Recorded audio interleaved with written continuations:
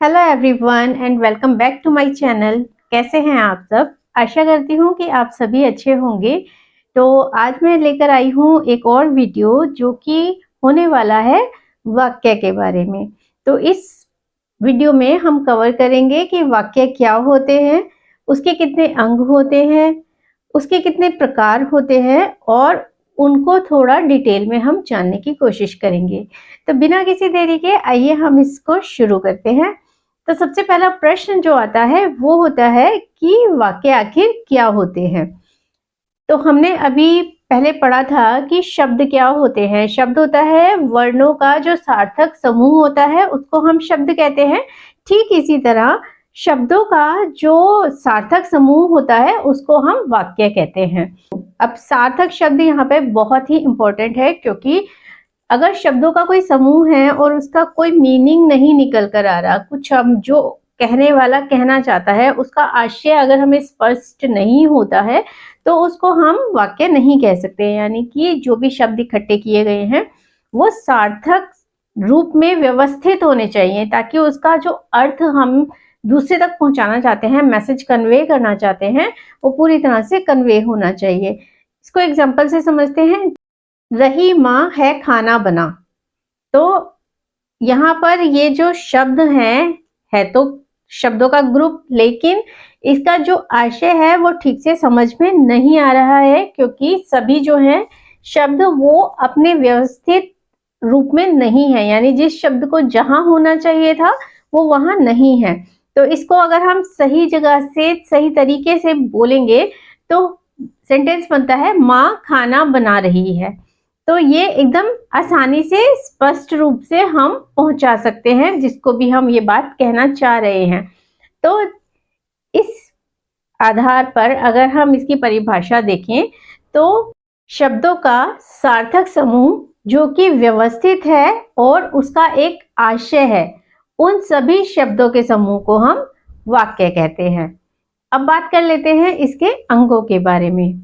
अब अंग और जो भेद हैं वो अलग अलग चीजें होती हैं। अंग का मतलब होता है कि अगर हम एक पर्टिकुलर सेंटेंस को लेते हैं तो उसके कितने पार्ट्स हम कर सकते हैं। इसको दो मोटे भागों में बांट सकते हैं, यानी कि हम आसानी से इसको इजी तरीके से समझते हुए इसको दो हिस्सों में बांट देते हैं। वो दो हिस्से होते हैं उद्देश्य और विधेय। उद्देश्य जिसका मतलब होता है सब्जेक्ट। उद्देश्य का मतलब ये होता है कि वो शब्द वाक्य के अंदर जिसके बारे में हम बात कर रहे हैं, यानी कि वाक्य में उसके बारे में कुछ और इंफॉर्मेशन दी जा रही होगी। तो जिसके भी बारे में सेंटेंस में बात की जा रही हो वो सभी हमारे उद्देश्य होते हैं। इसको एग्जाम्पल से समझते हैं। अध्यापक कक्षा में पढ़ा रहे हैं। अब कौन पढ़ा रहे हैं? अध्यापक। हम किसके बारे में बात कर रहे हैं? अध्यापक के बारे में। तो जो अध्यापक शब्द हमारा आया, क्योंकि सेंटेंस में उसी के बारे में बताया जा रहा है कि वो क्या कर रहे हैं, तो हमारा शब्द अध्यापक इस वाक्य का उद्देश्य यानी कि सब्जेक्ट हुआ। इसी तरीके से श्री कृष्ण के प्रिय अर्जुन ने जयद्रथ को मारा। अब यहाँ पर कौन हमारा सब्जेक्ट हुआ? इसमें हम बात किसके बारे में कर रहे हैं? श्री कृष्ण के प्रिय अर्जुन। तो यहाँ पर हम बात अर्जुन की कर रहे हैं, लेकिन हमने उसके साथ विशेषण दे दिया कि श्री कृष्ण के प्रिय अर्जुन ने।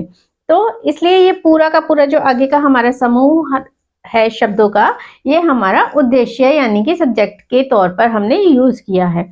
तो इसलिए इसको भी हम उद्देश्य ही कहेंगे। तो इस तरीके से जरूरी नहीं है कि एक ही शब्द आएगा या फिर उसमें सिर्फ संज्ञा या फिर सर्वनाम ही देखने को मिलेगी। हमें उद्देश्य में कभी कभी शब्दों का समूह भी देखने के लिए मिल सकता है। तो जब भी हमें उद्देश्य का पता लगाना है तो हम उसमें दो क्वेश्चन पूछेंगे, कौन और किसने। यानी कि कोई भी सेंटेंस हमारे पास अगर आता है तो हमें उसमें उद्देश्य का अगर पता लगाना है तो हम उसमें क्वेश्चन करेंगे कौन और किसने, और जो शब्द इसका उत्तर देंगे वो हमारे शब्द हो जाएंगे हमारे उद्देश्य। अब इसके और एग्जांपल्स देख लेते हैं। पीहू स्कूल जा रही है। तो कौन स्कूल जा रही है? पीहू। मंत्री जी कल भाषण देंगे। कौन कल भाषण देंगे? मंत्री जी। रमा ने आज स्कूल में पुरस्कार जीता। किसने पुरस्कार जीता? रमा ने पुरस्कार जीता। तो यानी कि जो भी प्रश्न हमारा कौन और किसने इसका उत्तर देगा वो हमारे हो जाएंगे उद्देश्य। उसके बाद है विधेय।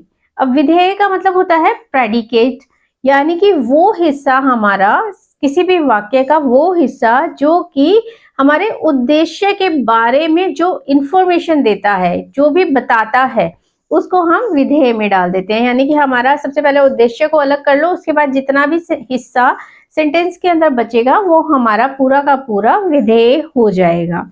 तो इसको इस तरीके से समझते हैं, जैसे कि मान लीजिए अभी हमने एग्जांपल लिया था कि मंत्री जी कल भाषण देंगे, तो यहाँ पर हमने उद्देश्य अलग कर लिया मंत्री जी। तो इसके बाद जो पूरी इंफॉर्मेशन बची कि वो क्या करने वाले हैं, कल भाषण देंगे, तो ये जो पूरा का पूरा आया ये हमारा विधेय होगा। तो इस तरीके से हम उद्देश्य और विधेय को अलग अलग हिस्सों में बांटकर देख सकते हैं। अब बात कर लेते हैं वाक्यों के प्रकार की। अगर वाक्यों के हम प्रकार देखते हैं तो हम जब इनको प्रकार के हिसाब से हम अलग अलग करना चाहते हैं तब भी हम इसको दो अलग हिस्सों में बांटते हैं। एक होता है रचना के आधार पर और दूसरा होता है अर्थ के आधार पर। यानी कि किस तरीके से हमने वाक्य की रचना की है उसके हिसाब से हम इसको अलग अलग वर्गों में वर्गीकृत कर सकते हैं, और जब हमने जो वाक्य लिखा है या बोला है उसका क्या अर्थ निकल रहा है उसके हिसाब से भी हम वाक्यों को विभिन्न भागों में बांट सकते हैं। जैसे कि पहले बात कर लेते हैं अर्थ के आधार पर। तो अर्थ के आधार पर जब हम इसको वर्गीकृत करते हैं तो इसके भाग होते हैं 8। तो ये जो 8 भाग होते हैं इसके उनके नाम हैं विधानवाचक, निषेधवाचक, प्रश्नवाचक, आज्ञावाचक, संदेहवाचक, इच्छावाचक, संकेतवाचक, विस्मयादि बोधकवाचक। तो ये जो वाक्य होते हैं इनको हम इनके अर्थ के हिसाब से बांटते हुए समझते हैं। विधानवाचक वाक्य। अब विधानवाचक वाक्य यानी कि वो वाक्य जिसमें कि हम सिंपल एक स्टेटमेंट दे देते हैं, मतलब जो भी हमारा उद्देश्य है उसमें, यानी कि जो काम करने वाला है या फिर जिसके बारे में हम इंफॉर्मेशन दे रहे हैं, यानी कि जो सब्जेक्ट है उस सेंटेंस का, उसके बारे में हम सिंपल तरीके से कुछ भी बात बोल देते हैं। सूरज पूरब से उगता है, तो सूरज हमेशा पूर्व दिशा से उदय होता है। तो ये एक सिंपल साधारण सी बात हो गई, सूर्य के बारे में बता दी गई कि सूर्य जो है वो पूर्व दिशा से उदय होता है। तो जिन सेंटेंस के अंदर हम सिंपल स्टेटमेंट्स देते हैं उन सभी को हम विधानवाचक सेंटेंस कहेंगे। उसके बाद दूसरे हैं निषेधवाचक। निषेधवाचक यानी कि नेगेटिव सेंटेंसेस, वो सारे सेंटेंसेस जिसमें कि हम किसी चीज के लिए ना, नहीं इस टाइप के शब्दों का यूज करते हैं, तो उनको हम सभी को निषेधवाचक वाक्य कहेंगे। जैसे कि यह पुस्तक मेरी नहीं है। अब हमने पुस्तक के बारे में बात की लेकिन उसमें साथ में क्या बोला कि मेरी नहीं है, तो यहाँ पे निषेधवाचक, निषेध किया गया, मना किया गया किसी चीज के लिए। तो जिन सेंटेंसेस के अंदर हम किसी चीज के लिए मना करेंगे, इसके पहचान होगी कि ना या नहीं, इस तरीके के शब्द जिससे कि मना किया जा रहा होगा वो वाले शब्द हमें देखने के लिए मिलेंगे, उन सभी को हम कहेंगे निषेधवाचक वाक्य। उसके बाद आते हैं प्रश्नवाचक वाक्य, यानी कि वो वाक्य जिसमें किसी से प्रश्न किया जाता है। तो ये प्रश्नवाचक वाक्य कुछ ना कुछ पूछने का काम करते हैं। जैसे कि एग्जाम्पल हो सकता है बच्चा क्यों रो रहा है। अब बच्चा रो रहा है उसके लिए सवाल पूछा गया कि वह क्यों रो रहा है, तो इसमें हमें हमेशा प्रश्न सूचक शब्द देखने के लिए मिलेंगे। तो जो भी शब्द, जो भी वाक्य हमारे ऐसे होंगे जिसमें किसी से कुछ पूछा जा रहा होगा उसको हम प्रश्नवाचक वाक्य कहेंगे। उसके बाद आते हैं आज्ञावाचक वाक्य। अब आज्ञावाचक वाक्य यानी कि वो सारे वाक्य जिसमें किसी को कोई आज्ञा या फिर कोई आदेश दिया जाता है। जैसे कि अगर किसी ने हमसे कुछ प्रश्न किया है, हम उसे कहते हैं हाँ तुम ऐसा कर सकते हो, तो जिसमें आज्ञा दी जा रही होगी या फिर किसी तरीके का आदेश दिया जा रहा होगा, उन सभी को हम आज्ञावाचक वाक्य कहेंगे। जैसे कि धूप में मत खेलो, तो इसमें आदेश दिया जा रहा है कि धूप में आपको नहीं खेलना है। तो जिन भी वाक्यों में हम किसी से कोई आदेश देते हैं किसी को या फिर कोई आज्ञा देते हैं, उसको हम आज्ञावाचक वाक्य कहेंगे। उसके बाद है संदेहवाचक। संदेहवाचक वाक्य यानी कि वो वाक्य जिसमें कि हमें ये तो पता है कि वाक्य जो हम बोल रहे हैं उसमें हम जिस चीज के बारे में बोल रहे हैं श्योर नहीं है उसके बारे में, उसमें हमें कुछ संदेह है, तो इसके अंदर हमें शायद, हो सकता है, इस तरह के शब्द देखने को मिलेंगे। यानी कि इन सेंटेंस के अंदर हम बिल्कुल पूरी तरह से श्योर नहीं होंगे जो हम कह रहे हैं उसके बारे में, हमें संदेह है कि ऐसा हो भी सकता है और नहीं भी। जैसे कि एग्जाम्पल देखते हैं, लगता है कि आज बारिश होगी। तो लगता है लेकिन पक्का नहीं है, हो सकता है कि हवा चल जाए और बादल उड़ जाए और अब बारिश ना हो। तो इसलिए जिनमें हमें संदेह होता है वो सारे सेंटेंस इसके अंदर आएंगे। उसके बाद है संकेतवाचक वाक्य। अब संकेतवाचक वाक्य यानी कि इसमें हम संकेत देते हुए बात करेंगे। अब संकेत कैसा? संकेत ऐसे कि हम इसमें दो सेंटेंसेस हमें अक्सर देखने के लिए मिलेंगे कि यानी पहला सेंटेंस जो होगा, एक क्रिया का असर दूसरी क्रिया, जैसे कि हमें पता ही है कि वाक्य में क्रिया होनी ही चाहिए, तो बिना क्रिया के वाक्य नहीं हो सकता। तो यहाँ पर एक जो क्रिया की जा रही होगी उसका असर दूसरी पे जरूर ही पड़ेगा। जैसे कि अगर मेहनत करते तो पास हो जाते, तो यहाँ पर ये जो दो सेंटेंस है, तो मेहनत करोगे तभी पास होगे, तो इस तरीके से जो सेंटेंस आया ये हमारा जो है अर्थ के आधार पर अगर हम इसको देखते हैं तो ये हमारा संकेतवाचक सेंटेंस हो जाता है।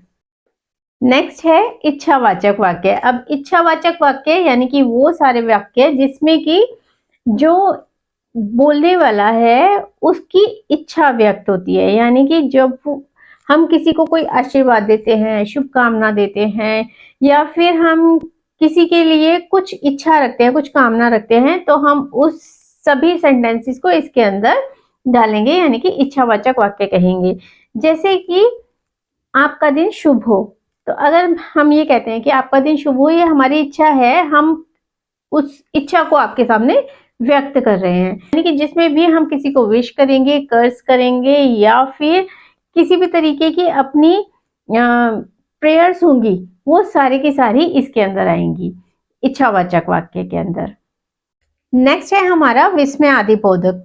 विस्मयादिबोधक यानी कि हमारा वो वाक्य जिसमें कि हम अपने सडन हमारे जो एक्सप्रेशंस होते हैं उनको शो करते हैं, वो सारे हमारे विस्मयादिबोधक के अंदर आएंगे। इसके अंदर हमें विस्मयादिबोधक का जो चिन्ह होता है वो हमें देखने के लिए मिलेगा, जो हमारा एक छोटी सी लकीर और उसके नीचे एक डॉट लगी होती है, वो देखने के लिए मिलेगा। जैसे कि सेंटेंस हो सकता है, अरे ये क्या हो गया। तो जहां पर हमने अरे बोला और उसके बाद जो ये चिन्ह लगाया हमने विस्मयादिबोधक, तो इससे पता चलता है कि ये वाले सेंटेंस जो होते हैं हमारे सडन एक्सप्रेशंस जो होते हैं या फीलिंग्स जो होती हैं उनको व्यक्त करने का काम करते हैं। तो ये सारे सेंटेंसेस हमारे आएंगे विस्मयादिबोधक के अंदर। उसके बाद आते हैं हमारे वो सारे वाक्य जो रचना के आधार पर हम इसको वर्गीकृत करते हैं। अब रचना के आधार पर जब हम वर्गीकृत करते हैं तो हमारे पास तीन अलग अलग तरह के सेंटेंसेस होते हैं। एक होते हैं सरल वाक्य, दूसरा होता है संयुक्त वाक्य और तीसरा होता है मिश्र वाक्य। तो ये जो तीनों वाक्य होते हैं इनको मैं अपने अगली वीडियो में लेकर आऊंगी ताकि हम इसके बारे में विस्तार से बात कर सकें। और आज की वीडियो में बस इतना ही। उम्मीद है कि वाक्यों का अर्थ के आधार पर जो वर्गीकरण किया गया है और जो उद्देश्य और विधेय के बारे में हमने बात की है वो आपको पसंद आई होगी और आपको इनको समझने में भी आसानी होगी। अगर आपको ये वीडियो पसंद आया हो तो इसको लाइक कर दीजिएगा, चैनल को सब्सक्राइब कर लीजिए, बेल आइकन भी प्रेस कर दीजिएगा ताकि मेरे आने वाले वीडियोस के नोटिफिकेशन आपको मिलते रहें। उसके अलावा अगले किसी वीडियो में किसी और टॉपिक के बारे में बात करेंगे और अपनी नॉलेज बढ़ाएंगे। तब तक के लिए bye bye and thank you for watching.